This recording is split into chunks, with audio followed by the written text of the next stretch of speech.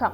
Sirine ten ministry not na bagibro United John Onal Tua ko ye sirine ten ministry na baso maneta akwa ministry in not na go na ministry not go Julius Bitoka wa go mange mingi chaba transmana akolaska ko tenant go moch ko President William Ruto ko ye walo again ministry not na baso maneta ko sipke ang mingi chatan go mo go let lo tita we thought it ne amat Onal Tua in mo go le en kasa tago ge moch ko baisa ko director not na baso manet in Sap County.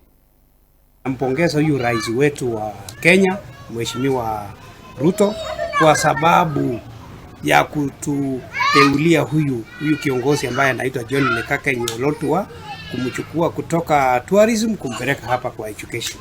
Tumeshukuru hiyo sana na tunasema pongezi rais kwa kufanya hiyo.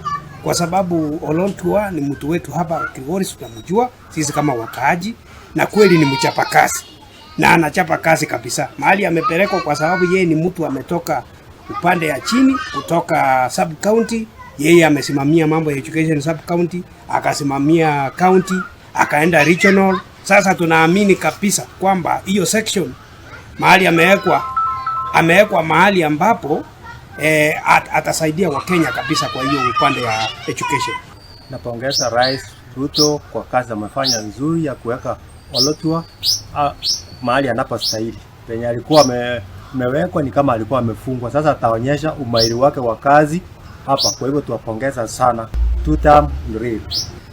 Tunapongeza Bwana Rais kwa kutuchagulia mtu ambao anaweza kazi hiyo ambayo amepewa ya education, kwa sababu ukweli Bwana Olontua amekuwa katika sehemu hii kwa muda mrefu katika sehemu hiyo ya elimu.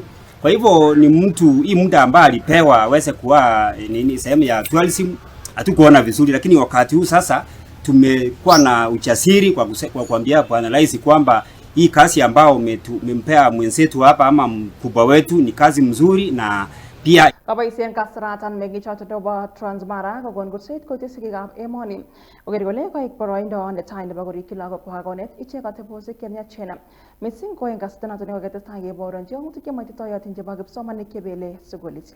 Tunaambia wazazi, sisi kama wazazi pia tuwaambie watoto wetu, tuwafunze mambo ya kuangalia hii ni mambo yao yenye itakuja kuwa mbele. Wao ni watu ambaye wanachukua masilahi yao, wanachunga kabisa mambo ya mashule, wapate elimu kutoka nyumbani. Sisi wazazi tuwe ambaye ni watu ambaye tunachunga au watoto wetu wakiwa nyumbani, tuwape elimu ya kutosha ili wakienda shule pale wasienda kuwa watu ambaye si wazuri tena huko. Hii ni maneno ambao kitu ya kwanza ikuje kwa wazazi waongeleza wana wao, watoto wao, ili tuweze kuona kwamba generation ambayo inakuja ni generation ambao itaenda kuendelesha dunia na ulimwengu yote. Watoto wetu wamekuwa na changamoto nyingi na wameingia nyumbani. Ningeomba tu wazazi tushikane mkono, tuongeleshe watoto wetu na hata watoto wetu wakaweze kusikiza wazazi ili tukaweze kuwa pamoja.